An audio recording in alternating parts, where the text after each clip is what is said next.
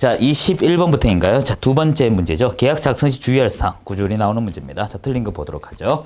매도인이 진정한 소유자인지 여부는 주민등록증, 등기부 등본, 등기필증 등 확인한다. 일단 확인을 하는 건 좋은데요. 등기부상에는 소유를 추정하는 것입니다. 간주는 아니에요. 2번, 매도인이 법인이면 법인격 유무와 대표자 처분권한 유무 등 법인 등기부 열람해야 되고요. 세 번째, 임의대리 법정대리 구별하셔야 돼요. 부모라면 법정대리죠. 그러면 어떻게 친권자이기 때문에 가족관계 등록부로 확인하면 되겠지만 임의대리의 경우는 여기 적힌 것처럼 위임장과 인감증명서로 확인하는데 여기서 여러분 유의할 것은 인감증명서는 본인이 발급하기 때문에 본인에게 확인할 의무가 없습니다. 네 번째, 민법상 조합재산의 지분의 매도 의뢰 바른 경우 조합원 전원 동의 여부 유무를 확인할 필요가 없으나 조합재산 자체 처분하기 위해서 조합원 전원 동의가 있어야 한다. 일단 여기서 여러분이 유의할 것은요. 이 공동소유 형태가 무엇인가를 검토를 해야겠죠. 공유, 합유, 총유에 있어서 공유에 있어서는 이제 어떻게 됩니까? 자기 지분에 있어서 재량적 처분이 가능하지만 공유물에서는 동의가 있어야 되겠죠. 하지만 합유에 계선 둘 다 동의가 있어야 되고 그리고 이 총유에 있어서는 개인 지분에 없지만 이제 의결을 거쳐야 되겠죠. 이런 식으로 공유, 합유, 총유에 따라 달라집니다. 4번이 틀렸고요. 자, 5번. 상속인의 상속재산 매매 중개할 경우 상속인 전원 동의 유무 확인해야 되겠죠. 가족관계 증명 등록부도 봐야 되고요. 자, 22번. 이 법에 대한 설명이 다 틀린 것인가요? 자, 여기서부터 합시다. 계공은 다른 사람에게 자기의 선명 상호 사용하여 중개업무 하게 하거나 자기의 사무소 등록증 양도되어 하면 안 되겠죠. 자, 여기서 여러분 22번에서 나머지 문제 2번 먼저 풀고 정리할까요? 계공이 종별 변경할 경우 기존의 등록증 반납할 수 있다가 아니고 반납해야 됩니다. 중요한 문제는 아니네요. 자, 1번 지문 우리 좀 복습합시다. 이 자격증과 등록증 같은 거니까 개념적으로만 제가 설명드릴게요.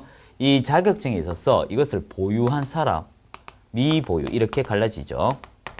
이 보유한 사람이 자격증을 팔아버리면 이것을 양도라고 하고요. 사는 걸 양수. 그리고 돈 주고 빌려준 걸 대여하는 사람, 대여받는 사람. 자, 여기에 여러분 자격증에 있는 이름을 빌려주는 것도 양도 대여입니다. 자, 이랬을 때 등록증도 마찬가지 관점이에요. 이건 대인권이기 때문에 빌려주는 순간 어떻게 자격이 취소됩니다. 자, 그리고 이 사람은 없어요. 행정처분이 없어. 이게 지금 중요한 겁니다. 그리고 이제 행정형벌로서 어떻게 1년에 1천 되죠. 여기서 시험 문제 잘 나오는 것이 자격증 빌려주는 자와 자격증 빌려받는 사람 이 두 사람이 똑같이 행정, 형벌은 동일하다. 형벌은 동일하다. 맞아요. 하지만 행정 처분이 동일하다 하면 틀려요. 주의해야 돼요. 자, 3번.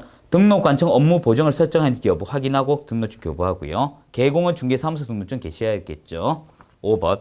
계공이 5개 광고물 설치할 경우 중개사무소 등록증의 표기는 계공의 하되 주의하세요. 법인은 대표자, 부은사무소 책임자입니다. 그래서 답 2번이고요. 23번. 계공의 휴업과 업무정지 처분이 다 틀린 거 1번. 휴업 중인 계공은 폐업한 후 다시 등록할 수 있으나 업무정지는 그 기간 중 할 수가 없습니다. 2번. 휴업 기간이 만료되더라도 중개업무 하기 전에 재개 신고하여야 하지만 업무정지 기간 만료된 자 신고 없이 자동으로 가능하죠. 왜? 등록증과 신고증을 맡기지 않아서 그렇습니다. 자, 3번. 계공은 휴업신고와 업무정지 처분 사유에 해당할 때 사무소 소재지 등록관청이 직접시 등록증 반납한다라고 했는데요. 업무정지는 반납의 규정이 없기 때문에 자동으로 기간 지나면 할 수 있는 거예요. 하지만 휴업은 어떻게 반납을 했으니까 돌려달라고 신고해야겠죠. 3번이 틀렸고요. 4번. 휴업은 등록의 결격 사유에 해당하지 않으나 업무정지의 경우 등록의 결격 사유에 해당하는 거 맞고요. 5번 그대로 보시면 되죠. 자, 24번 볼까요? 계공의 중개어린 상가 건물 임대차 보호법 설명 틀린 거 1번. 권리금 계약이란 신규 임차인이 되려는 자가 임차인에게 권리금 지급하는 것이죠. 이젠 법적 보호가 일부 됩니다. 100% 보호는 안 받습니다. 참고로. 2번. 임차인의 차임 연체 누적액 3기죠. 주임은 2기고요. 3번. 국토교통부 장관은 권리금에 대해서 감정평가 절차와 방법 등에 고시하면서 표준 임대차 계약서라는 걸 만들어 두었습니다. 그게 4번에 보시면 표준 권리금 계약서라고 명칭하죠. 5번. 보증금이 전액 변제되지 아니한 대항력 있는 임차권은 임차건물에 대하여 민사집행법에 따른 경매가 실시될 경우 임차건물 매각 소멸되는 것이 아니고요. 내가 보호를 받을 때까지 주장할 수가 있습니다. 정리하자면 최우선 변제, 우선 변제, 그리고 나서도 변제 못 받으면 대항력 주장하죠. 24번에서 보충할 건 이것입니다. 여러분이 용도가 세 가지가 있죠. 대항력이 있고요. 우선 변제가 있었고요. 최우선 변제가 있었어요. 이랬을 때 이 대항력 우선 변제, 최우선 변제 용도가 달라요. 이 두 가지는 이제 말 그대로 경매라고 받아들이시면 됩니다. 즉 법률의 규정에 의해서 이루어진다면 대항력에 있어서는 경매뿐만 아니라 경매외로서 매매의 경우도 주장이 가능하다는 걸 기억을 하셔야 돼요. 자, 25번 경매다 틀린 거 볼까요? 매각이란 계약의 내용에 따라 가나요?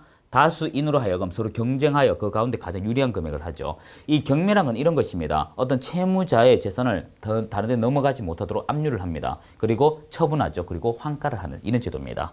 2번 강제 경매는 집행권에 연결하시고요. 임의 경매가 나오면 담보권 실행입니다. 등기부상에 올라오는 게 임의 경매예요. 등기부에 올라오지 않으면 강제 경매예요. 3번 새 매각이란 경매 실시하였으나 경매 기일에 허가할 사람이 없다. 즉 들어온 사람이 없다. 또는 허가가 없다. 이 두 가지인데요. 여기서 세매가 재매가 구조문이 나오니까 요 3, 4번만 처리 먼저 하고 문제 다시 봅시다. 25번인가요? 자, 이건 항상 시험에 꾸준히 나오는 문제예요. 세매각, 신경매 다 어떤 말이 똑같습니다. 앞서 다 적어드렸죠. 세매각은 경매 기일에 기일 입찰에 아무도 참석을 하지 않았습니다. 이때는 적감이 있다 없다? 적감이 있다고 했어요. 30%.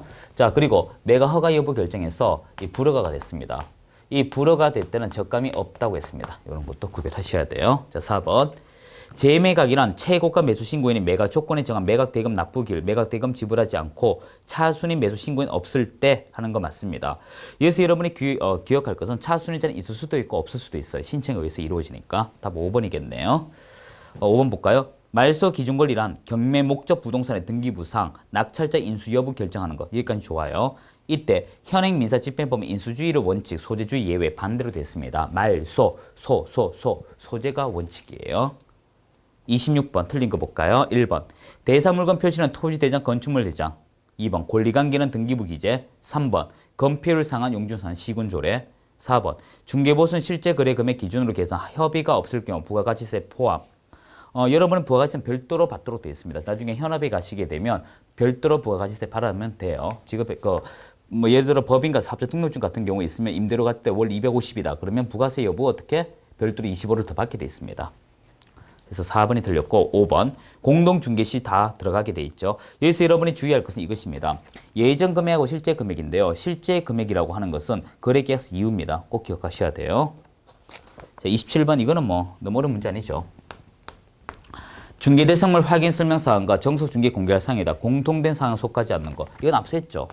이건 답이 3번인가요? 이건 굳이 안 풀어도 되겠는데.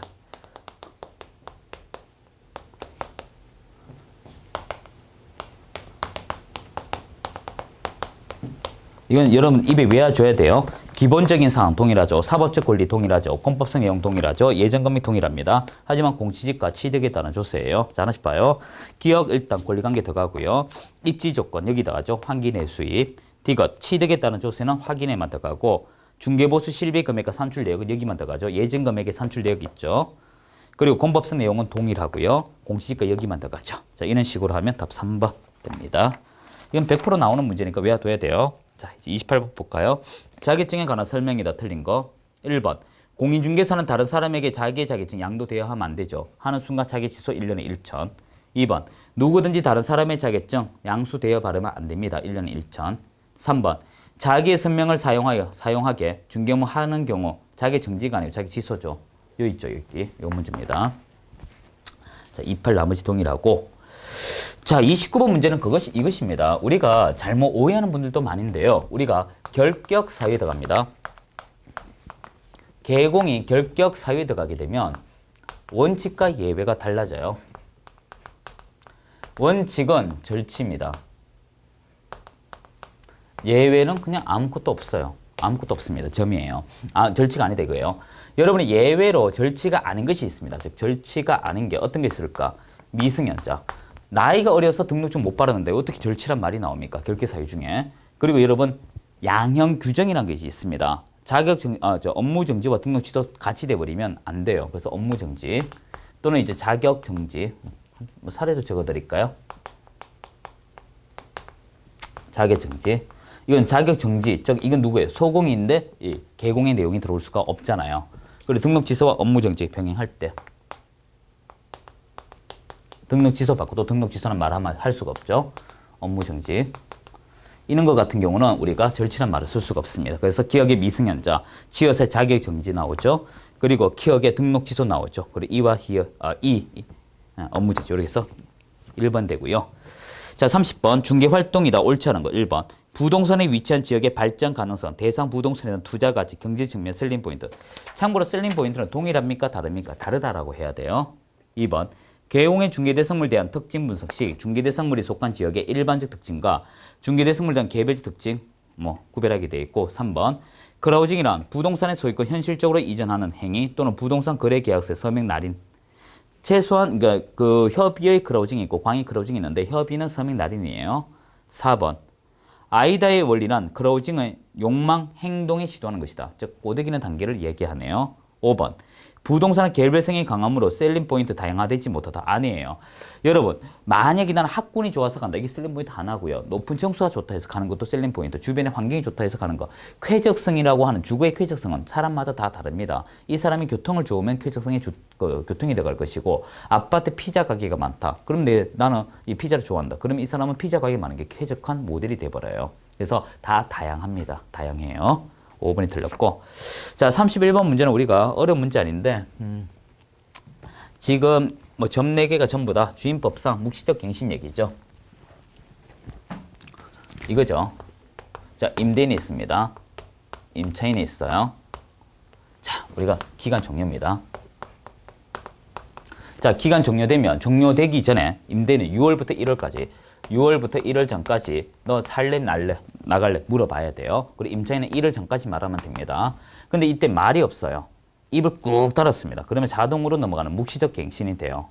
이 묵시적 갱신은 기간 정함 없이 2년으로 보게 돼 있죠. 그러다가 이제 이 사람이 나 나갈래 언제든지 외쳐버리면 돈 줘야 되잖아요. 그날부터 3월 이내 돈 주게 돼 있습니다. 자, 그 얘기하면 2번이 되고요. 그 두 번째 점 보시면 을이 리언의 차임의 연체, 우리 주임은 2기, 상임은 3기라고 했죠. 자, 32번 잘못 기술입니다. 공인중개사법은 개공의 중개어린 간의 법률 관계 규정할 때 사법적 성격, 계약, 땡땡땡 계약은 통상적으로 사법이에요. 리언 공인중개사법은 부동산 중개업 분야의 일반법이다. 제일 먼저 적용한다. 중개는 타이틀이 있으면 유상이든 무상이든 주된 업이든 부업이든 이 법 제일 먼저 쓰죠. 기본법이다. 일반법이다. 3번. 공인중개사법은 민법이나 상법에 대해 다른 법에 우선하다예요. 특별법. 4번. 공인중개사법 우리 국내법이죠. 5번이 잘못했네요. 다른 법률에 의하여 중개업이 응할 수 있는 법인, 즉 특수법인에 대하여 공인중개사법 적용이 배제된다가 아니고 적용됩니다. 중개에 있어서는 적용할 수밖에 없어요. 자, 33. 옳지 않은 거 1번. 대상물건 표시란 기재하기 위하여 토지대장과 건축물 대장이 필요하며 건축물 반영 기재하도록 되어 있으면 이걸 하기 위해 현장으로 가야 합니다. 2번. 토지 이용 계획, 공법상 거래 규제, 이용 제한을 기재하기 위하여 시군 조례와 토지 이용 계획 확인서 필요. 3번.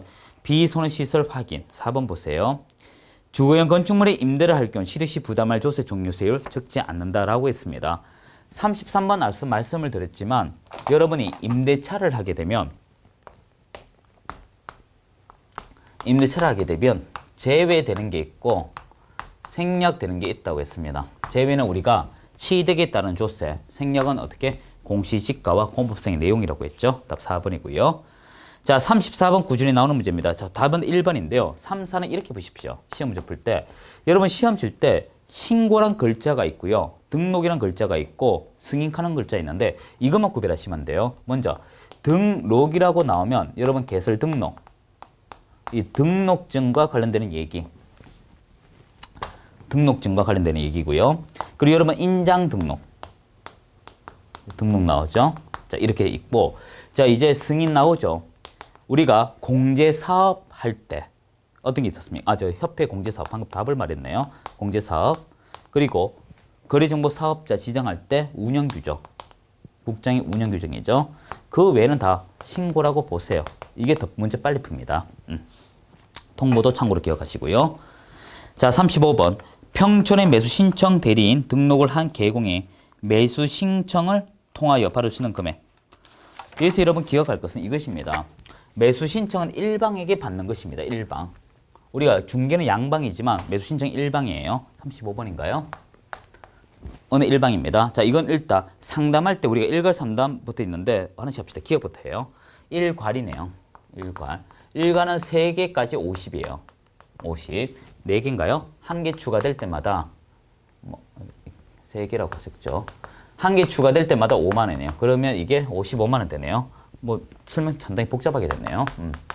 이게 개별이라면 1개 50에 나머지 1개 5만 원이니까 플러스 여기만 이제 참고로 개별이면 어떻게 된다고요? 여기다 10만 원 더 얹으면 돼요. 왜 65만 원 된다? 1개가 50이고 나머지 이쪽에 가니까 그렇게 되죠.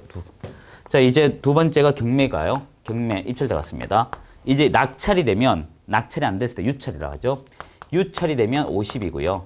50만 원 이내고요. 이 경락이 되면 낙찰 갈까요? 낙찰이 되면 이 둘 중에 하나입니다. 감정가 1% 그리고 최저 매각 금액의 1.5%. 이 대입하면 돼요. 감정가 얼마입니까? 1억. 1억이니까 1% 하니까 100만 원. 그냥 100이라고 적을게요. 100. 그리고 8천에 1.5 하니까 120만 원. 높은 거 120만 원. 자, 이제 실비는 최대 30만 원까지. 이거 다 하면 돼요. 아무리 40이라도 30밖에 못 받아요. 그럼 205만 원. 그렇게 됩니다. 자, 36번. 중개계약의 법적 성질이라 틀린 거. 이 문제 꾸준히 나옵니다. 일단 우리는 대화를 하기 때문에 낙성이고 요물 아니죠. 분료식이죠. 요식 아니죠. 유상이죠. 무상 아니죠. 우린 조건부 쌍무계약이지 순수한 거 아니죠. 민사중개입니다. 상사를 하면 안 돼요. 그리고 위임유사. 그럼 답 1번이고요. 자, 37. 외국인 토지법이다. 옳은 거 1번. 외국인 토지법상 대한민국 영토에서 외국인 상속 경매 등 계약 외 원인에 의한 토지 취득에 적용되지 않는다. 아니에요. 일단 외국인이요. 사전허가와 사후신고 두 가지로 갈라지면 사후신고는 계약과 계약 외 기타 우리나라 보유하다가 바뀌는 거죠. 이때 매매는 여러분이 계약인과 매매, 교환 증여가 있고요. 계약 외에는 어떻게 됩니까?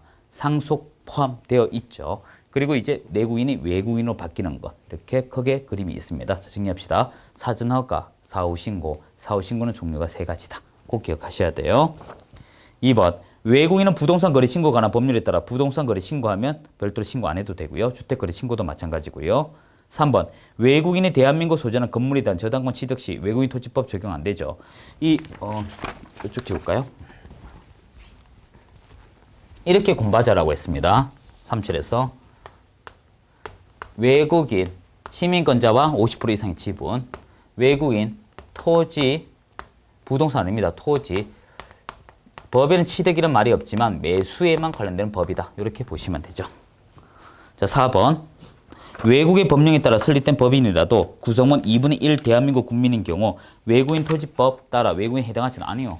앞서 했죠. 시민권자가 2분의 1 해당합니다. 5번. 전원이 외국인 구성된 비영리 비법인 사단은 외국인 토지법상 외국인에 해당하지 않는다. 아니에요. 2분의 1 이상이면 된다 했잖아요. 자, 38. 가장 옳지 않은 것입니다. 개공이 아닌 자가 상호 위반하면 1년에 1천, 개공이 하면 100만 원 이하가 되려. 2번. 개공이 상호 위반하였을 경우 1년에 1천만 원의 벌금에 해당한다 했는데 여기서 여러분이 앞서 얘기했지만 개공이 하면 100만 원 이하라고 했습니다. 과태료입니다. 100만 원 이하 과태료 꼭 주의하세요. 개공이 아닌 자는 1년에 1천, 개공은 100만 원 이하 과태료. 그럼 답 2번 찾을 수가 있고 3번. 부칙 제6조 2항의 개공을 사용할 수 있는 건 자격증이 없기 때문에 부동산 중개만 쓸 수 있고요. 4번. 부칙 제6조 2항의 개공에 공인중개인 직함을 사용할 경우 공인중개사 사칭이죠. 1년에 1천. 5번 그대로 보시면 되고 답이 2번이고요. 3구 잘못된 것입니다. 고용인의 중개행위와 관련하여 고의 또는 과실로 인하여 거래 당사자에게 재산상 손해를 입힌 경우 고용인을 고용한 개공 무과실 책임 져야 한다라고 했는데 일단 책임 다 지고요. 2번. 개공에 인장을 등록하지 않거나 등록 인장 사용하지 않을 때 업무정지 사유. 3번.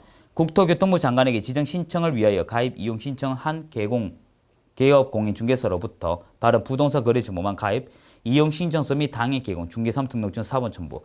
자, 사무소 등록증 사본 여기 하나밖에 없다 했어요. 꼭 기억하셔야 됩니다. 4번. 개공의 매도 의뢰인 임대 의뢰인이 중개대상물 상태에 관한 자료고 한 경우 그런 사실을 매수의뢰 임차인 등 이거 아닙니다. 이렇게 권리 취득할 사람에게 알릴 때는요. 권리 이전 자격이 요청했을 때 불응할 경우입니다. 즉 불응하면 1차적으로 권리 취득 자격을 설명하고 2차적 확인 설명서 기재한다 있지 않습니까? 4번 틀렸고요. 자, 5번. 중개보수 지급 시기는요. 의뢰인과 약정에 따르되 약정 없으면 이제 대금 완납이죠. 마지막 문제입니다. 40번. 잘못 기술 1번. 매수 신청을 위하여 등록하기 위하여 공인중개사이거나 중개법인. 여기서 공인중개사는 자격증을 갖춘 개인을 얘기합니다. 법원 행정처장이 지정하는 지방법원 소재지 교육기관은 실무교육, 손해배상 써야 되겠죠. 2번 매수 신청 대리인 등록이 취소된 후 3년인데 이땐 폐업기간 포함되지 않고 순수한 3년이고 3번 실비에 대하여 위임계약 체결 후에 위임에게 미리 설명, 이를 사건카드 반드시 기록한다 했는데 여기서 여러분이 기억할 것은 사건카드 반드시 기록하는 건 맞습니다. 맞는데 체결 전에 해야 되지 체결 후에 할 수는 없어요. 즉 매수 신청 대리는요 사전적 개념으로 업무가 처리하게 되어 있습니다. 그렇게 기억하시면 되고 자 그리고 건 바이 건이라 해서 매 사건마다 해야 되고요. 그리고 개공이 나가서 설명해야 되고 그리고 5번 영수증을 제외하고는 다 5년간 보관하게 되어 있습니다. 자 이렇게 해서 3회 모의고사 다 풀어보았고요. 자 이제 4회, 5회 다음 시간에 우리 하도록 하겠습니다. 수고하셨습니다.